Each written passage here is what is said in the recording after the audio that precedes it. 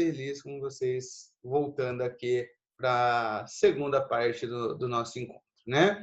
Vamos lá, pessoal? Muito bem. A gente precisa falar agora do Sartre, né? E o Sartre é exatamente um cara fundamental para a gente pensar no século XX, né?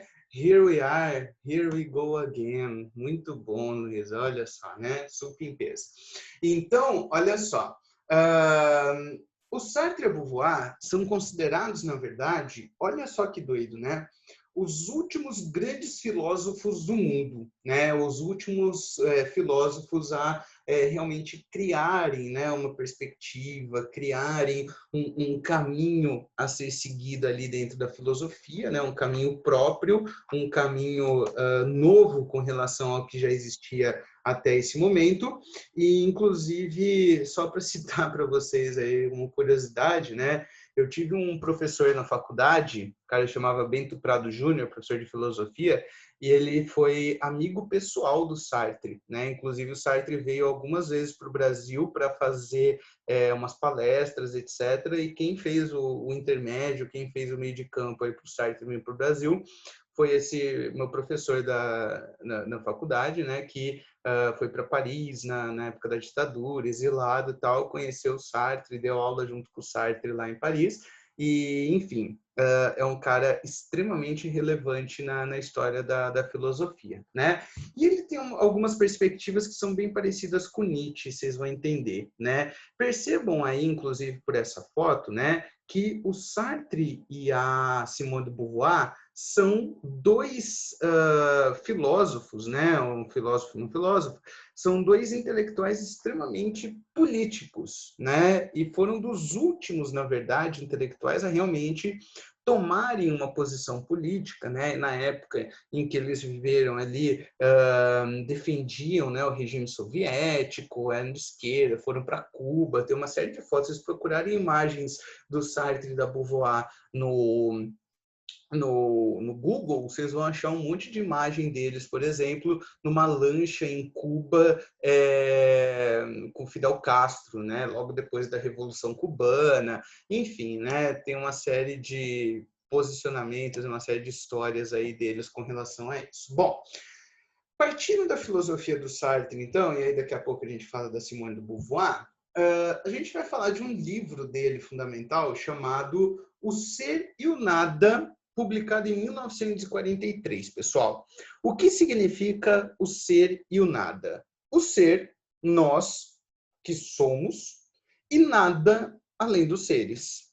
É uma perspectiva justamente de construir uma noção existencialista do mundo, perfeito? Como assim uma noção existencialista do mundo, galera? A filosofia existencialista parte do pressuposto de que a existência precede a essência. E o que é dizer que a existência precede a essência? Significa dizer que o homem, que o ser humano, existe e só depois se define. Tudo bem? Eu existo e eu, Heitor, enquanto ser humano, tenho a capacidade de me autodeterminar, uma vez que não há uma essência universal. Os seres humanos, eles não são todos iguais. Os seres humanos, eles não foram criados por algo e para algo, perfeito? Mas existe uma clara capacidade de autodeterminação humana, justamente no sentido de que, fofinhos e fofinhas, eu posso fazer de mim o que eu bem quiser, certo? Ou seja, não há Deus, não há nada além dos seres. Eu sou uma pessoa e na condição de um ser humano eu posso fazer de mim o que eu quiser. Por exemplo, vocês todos aí devem ter uma ideia a meu respeito. Eu não sei se eu pergunto o que vocês pensam de mim, tenho um pouco de medo da resposta, né, sobre isso, tá? Mas vou perguntar, o que vocês acham de mim? Qual que é a imagem que vocês têm de mim? Vocês não esperavam por essa, né? Fala sério. Vocês têm uma imagem construída de mim, certo? E essa imagem que vocês têm construída de mim, essa ideia que vocês têm do Heitor, vocês concordam que foi uma ideia que eu construí? Quer dizer, a maneira como eu me posiciono aqui com vocês, a maneira como eu falo das coisas, a maneira como eu, sei lá, dou aula, tudo isso é fruto das minhas escolhas, concorda comigo? É fruto das minhas escolhas. No sentido efetivo de que, fofinhos e fofinhas, vamos lá? Eu escolhi agir dessa maneira. Eu escolhi, por exemplo, a maneira como eu dou aula de Nietzsche, como eu dou aula de Sartre. E pode ser que tem muita gente que não goste dessas coisas, mas enfim. Eu tenho que arcar com as consequências das minhas escolhas. Eu sou livre para agir enquanto professor da maneira como eu quiser. E a partir daí, a imagem que vocês têm de mim, ela é fruto de algo que eu construí, não é algo natural. Eu construí essas perspectivas. Tudo bem? Por isso, o Sartre faz essa distinção que é extremamente importante entre ser em si e ser para si. O que é um ser em si, galera? Todos os seres no universo são seres em si. Quer dizer, essa caneca é um ser em si. Por quê? Porque essa caneca ela já foi construída com um propósito específico, né? A função de uma caneca, perfeito? Eu não posso, por exemplo, usar essa caneca para, sei lá, né, me proteger do frio. Não é a função dela. Ela não foi criada com esse propósito. Então, ela é um ser em si, ela já tem uma essência pré-determinada, ela já tem uma finalidade na sua existência, ela existe para ter a função de uma caneca. Nós, seres humanos, ao contrário, somos seres para si. Nós agimos para nós, uma vez que nós temos todos essa essência mutável, nós temos uma essência que não é fixa. Por exemplo, vocês não se consideram hoje pessoas muito diferentes do que vocês eram, sei lá, em fevereiro, antes de ensino à distância, antes de ficar tanto tempo preso em casa e aquela coisa toda? Vocês não se consideram pessoas muito diferentes? Vocês mudaram. Essa caneca, ela não mudou. A caneca, ela não tem a capacidade de mudar a sua essência. Ela existe para uma finalidade específica. Nós não. Segundo Sartre, então, nós não somos pré-determinados, perfeito, né, Matheus? E nós vamos mudando. Vocês hoje já são diferentes do que vocês eram, sei lá, depois de 2 meses de pandemia, que já era diferente do que vocês eram antes da pandemia. E é muito diferente do que vocês vão ser, sei lá, em janeiro ou em fevereiro. Sacaram? Então, nós estamos sempre mudando. E é justamente por isso que o Sartre chama disso de a maldição da liberdade. O que é maldição da liberdade? O ser humano é absolutamente livre. O ser humano é, por ser livre, responsável pelas suas escolhas individuais. E o que isso significa? Que nós, enquanto seres humanos, somos responsáveis por absolutamente tudo aquilo que nós fazemos, pensamos e sentimos. Eu não sou responsável, por exemplo, pelo que as pessoas fazem comigo, mas eu sou responsável pelo que eu faço a partir do que as pessoas fazem comigo.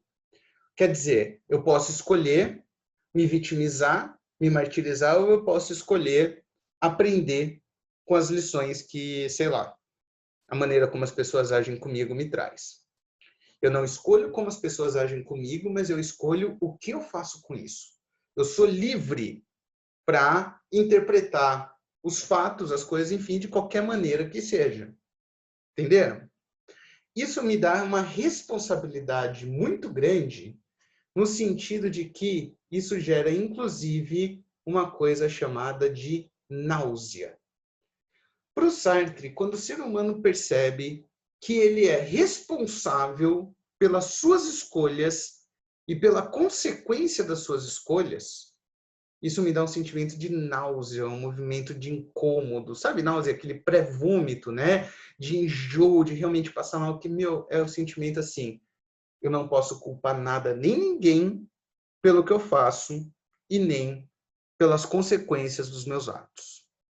Eu sou absolutamente responsável, por exemplo, pelo que eu gero nas pessoas. Se eu gero dor, se eu gero alegria, se eu gero prazer, se eu gero incômodo, eu sou responsável pela maneira como as outras pessoas me veem. Tudo bem? Eu sou responsável pelas minhas ações e, consequentemente, pelas suas consequências. Eu posso, por exemplo, muito bem, escolher beber e dirigir. É sempre uma escolha. Mas se eu fizer essa escolha, eu sou exclusivamente responsável pelo que acontecer a partir daí. Se eu bater o carro, se eu matar alguém, por exemplo, eu sou responsável por isso. Tudo bem? Eu sou responsável pela maneira como as pessoas me veem. Se eu sou uma pessoa legal, gentil, honesta, se eu sou uma pessoa que não é digna de confiança. Eu construo todas essas perspectivas. Para o Sartre, eu estou condenado à liberdade. Estamos todos condenados à liberdade. Não há nenhuma escolha que eu não possa tomar. E ele usa um exemplo muito claro de uma filósofa alemã chamada Hannah Arendt. Vocês já devem ter ouvido falar dela, né? Mas ela escreveu um livro chamado A Banalização do Mal, em que ela fala sobre o julgamento dos crimes de guerra nazistas lá no Tribunal de Nuremberg. E ela fala o seguinte, todos os acusados dizem que estavam cumprindo ordens de superiores, né? Sei lá, para exterminar os judeus, por exemplo. E aí o que o Sartre diz é o seguinte, não. Essas pessoas, elas escolheram seguir as ordens. Ah, mas o meu superior mandou eu atirar em 50 pessoas. Ué, eu escolhi cumprir essa ordem, concordam comigo? Eu estou condenado à liberdade. Ninguém me obrigou a matar 50 pessoas. Ah, mas se eu não cumprisse a ordem, provavelmente eu seria morto. Tudo bem, você escolheu preservar a sua vida cometendo um ato que você diz não considerar correto. Você é responsável pelas consequências dessa escolha. Doideira, né? E aí? Estamos condenados à liberdade. E essa liberdade ela é tão irrestrita que eu estou, inclusive, saca só, né? Eu sou responsável, inclusive, por escolher seguir ou não, acatar ou não as responsabilidades dos meus atos. E segundo Sartre, quando eu nego a responsabilidade pelos meus atos, amorzinho, desculpa, eu tava bêbado, eu não sabia o que eu tava fazendo, mas foi só um beijinho, viu? Pro inferno, né? Exato, o inferno são os outros, né? A frase do Sartre, Luísa, é esse, o inferno são os outros, porque é justamente essa postura de uma fé, né? Por que o inferno são os outros? Porque eu nego a minha responsabilidade nas minhas ações e na consequência das minhas ações e sempre vou procurar culpar os outros. Manja o Homer Simpson, né? O Homer Simpson dizia sempre, a culpa é minha, eu ponho ela em quem eu quiser. É a postura da má-fé. É a postura de você negar as consequências dos seus atos. Eu nego para os outros, mas eu sei que elas são sempre consequências. Eu sempre tenho responsabilidade perante o que eu faço ou deixo de fazer. Tudo bem? Qualquer ação e qualquer ausência de ação vai trazer consequências. E eu sou o único e exclusivo responsável por isso. Certo? Trouxe aqui, entendeu, Luísa? Maravilha? Trouxe aqui um trechinho do Sartre sensacional de um livro dele chamado O Existencialismo é um Humanismo. Olha só. Porém, se realmente a existência precede a essência, o homem é responsável pelo que é. Desse modo, o primeiro passo do existencialismo é o de pôr todo homem na posse do que ele é e de submetê-lo à responsabilidade total de sua existência. Assim, quando dizemos que o homem é responsável por si mesmo, não queremos dizer que o homem é apenas responsável por sua estrita individualidade, mas que ele é o responsável por todos os homens. Ao afirmarmos que o homem se escolhe a si mesmo, queremos dizer que cada um de nós se escolhe, mas queremos dizer também que, escolhendo-se, ele escolhe todos os homens. O que significa isso? Que eu estou tomando qualquer atitude, eu sou responsável por essa atitude e pelo que isso gera nos outros. Coletivamente pensando na maneira como as pessoas se relacionam, como as ações de uma pessoa refletem nos outros, e isso é o humanismo. Eu existo e a partir daí eu precedo, eu construo a minha essência. A existência precede a essência, uma vez que, segundo Sartre, viver é isto: ficar o tempo todo se equilibrando entre escolhas e consequências. Tudo bem, galera? Eu acho que isso é uma perspectiva bem interessante para a gente olhar para a nossa própria vida, né? Viver é isso: ficar se equilibrando o tempo todo entre escolhas e consequências. Perfeito, galera? Supimpeza? Alegria, alegria, alegria? Muito bom, né? Doido. E aí eu queria falar um pouquinho da Simone de Beauvoir com vocês, tá? Que vai pegar essa perspectiva, então, e vai aplicar a uma construção de gênero. Presta atenção, não é ideologia de gênero, porque ideologia de gênero não existe, tá? Gênero não é ideologia, gênero é uma construção social, tá? Então, antes de mais nada, galera, não existe ideologia de gênero. Quem fala sobre isso não faz a menor ideia do que está falando, perfeito? Olha só, segundo a Simone de Beauvoir, olha que massa, não existe uma essência feminina e uma essência masculina. São construções sociais. Não existe essa coisa de que atividades são próprias de homem e atividades são próprias de mulheres. Cor não tem gênero. Azul não é coisa de menino, rosa não é coisa de menina. Sacaram? Uma cor é uma cor que pode ser usada por qualquer pessoa, né? Então, na verdade, o que a Simone de Beauvoir constrói é: não há uma pré-determinação de papéis masculinos e papéis femininos. Tudo isso é uma construção social, certo? Não há uma determinação biológica, física, das ações que cada pessoa pode ou não pode agir ou fazer, né? Tudo isso é uma construção social. Inclusive, ela é uma das pioneiras do feminismo, certo? Uma vez que ela luta por essa igualdade de gênero, justamente no sentido de que não existe nenhum tipo de discriminação ou de diferenciação natural entre homens e mulheres que digam, por exemplo, que mulher tem que ser bela, recatada e do lar. Sacaram? Existe uma construção social de comportamentos, né? Por exemplo, se você for pensar numa festa, né? E aí, quando tinha festa, né? Na época que tinha festa, vai lá um moleque, né? E pega 10 meninas na festa. E vai uma menina e pega 10 meninos na festa. A visão é a mesma. Quer dizer, a consequência desse ato vai ser o mesmo para o menino e para a menina?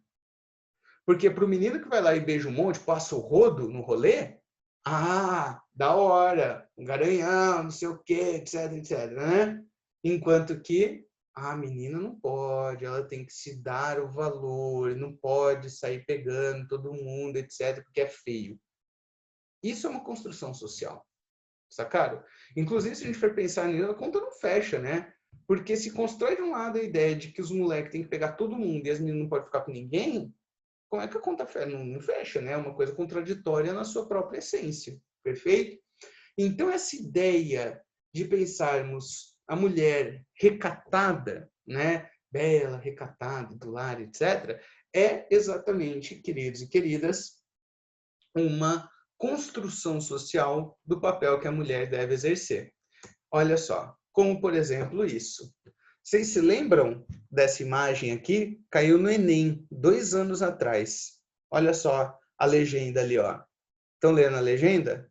Ó, Women of the future will make the moon a cleaner place to live. As mulheres do futuro vão fazer da Lua um lugar mais limpo para se viver. Então, quer dizer, isso é uma propaganda da década de 70, claro, corrida espacial, aquela coisa toda, mas qual é o papel da mulher na exploração espacial? Fazer com que a Lua seja um lugar mais limpo para se viver. Então, quer dizer, a mulher ela não é protagonista, né? A mulher ela vai fazer parte como? Deixando a casa agradável para as pessoas morarem, seja na Terra ou seja na Lua. Sacaram? Isso é uma construção social. Perfeito? Olha só que massa. Vocês já devem ter visto essa citação em algum lugar, né? Ninguém nasce mulher, torna-se mulher. Até os 12 anos, a menina é tão robusta quanto os irmãos e manifesta as mesmas capacidades intelectuais. Não há terreno que lhe seja proibido rivalizar com eles. Se, bem antes da puberdade e, às vezes, mesmo desde a primeira infância, ela já se apresenta como sexualmente especificada, não é porque misteriosos instintos a destinem imediatamente à passividade, ao coquetismo, à maternidade, desculpa. É porque a intervenção de outrem na vida da criança é quase original.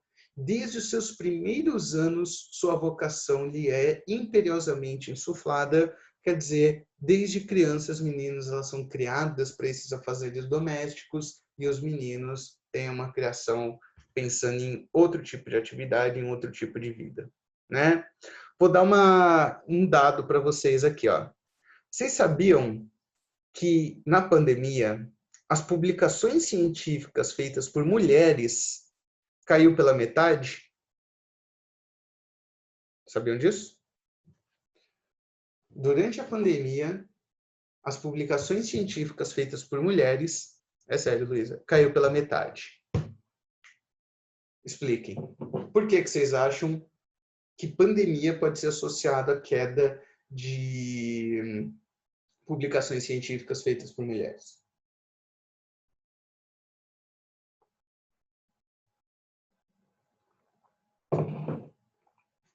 Consegue imaginar por quê? Ué, pandemia, as crianças ficam em casa, etc, etc. Quem que vai cuidar da criança? Quem que vai cuidar da casa? Quem que vai limpar a casa? Não pode mais chamar as pessoas que ajudavam a casa, etc, etc. A mulher. E, portanto, sobra menos tempo para que ela possa trabalhar e possa, por exemplo, publicar estudos científicos. Sacaram? Essa construção, vamos lá, quem tem irmão ou irmã aí, é construída da mesma forma a necessidade de cuidar da casa entre homens e mulheres? Sacaram? Isso está no nosso cotidiano. As mulheres elas recebem em torno de 30% menos do que os homens, ocupando o mesmo cargo, com o mesmo nível de escolaridade. Por quê? Porque é mulher. Sacaram? Então, a Simone de Beauvoir ela vai justamente criticar essa ideia de que existe uma diferenciação, que existe um papel pré-determinado para homens e mulheres. Não, isso é construído. Isso é uma construção social. Desde pequenos, a divisão das tarefas em casa, por exemplo, são diferentes entre homens e mulheres. Sacou? Até bem pouco tempo atrás, queridos e queridas, mulher não precisava estudar, porque, na visão, né? A mulher não precisa estudar porque vai encontrar o marido, vai cuidar da casa e não vai precisar, na verdade, ter estudo. Sacou? Pessoal, por que vocês acham que antes existia muito menos divórcio do que hoje? Ué, porque até 10, 20 anos atrás, as mulheres elas eram muito mais dependentes econômica e socialmente dos maridos. Então, se a mulher não trabalha ou trabalha menos, ela não tem como se sustentar financeiramente, ou tem menos anos de estudo, sacou? O círculo social, muitas vezes as mulheres elas são levadas a deixarem seus círculos sociais, amigos, etc., e passam a viverem nos círculos sociais dos maridos. E é exatamente esse tipo de perspectiva que a Simone de Beauvoir está criticando aqui. Ninguém nasce mulher, mas torna-se mulher.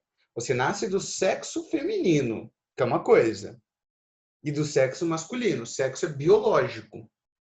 Mas agora, falar em categorias de homem e mulher, você está falando de uma construção social. O que é o brinquedo de menino, brinquedo de menina. Emprego de menino, emprego de menina. Roupa de menino, roupa de menina. Sacaram? Então, queridos e queridas, ser homem e mulher é uma construção social. Ser mulher no Brasil é diferente de ser mulher na Arábia Saudita. Mas o sexo feminino é o mesmo. Mas a construção social de homens e mulheres é que varia de acordo com as sociedades. Tudo bem, galera? Dúvida, crítica, comentários, sugestões, piadinhas, alguma coisa até aqui, sim ou não? Como é que tá? Suaveira? De boas? Muito bom. Dessa forma, então, encerramos nosso curso de filosofia. Semana que vem terminaremos sociologia com democracia e cidadania. Perfeito? Que é um tema extremamente importante aí para a gente tratar. Aí a gente fala de democracia e cidadania e terminamos o nosso ano letivo. Tudo bem, pessoal? Muito bom. Feitas essas considerações, se não há nada a ser dito, queridos e queridas,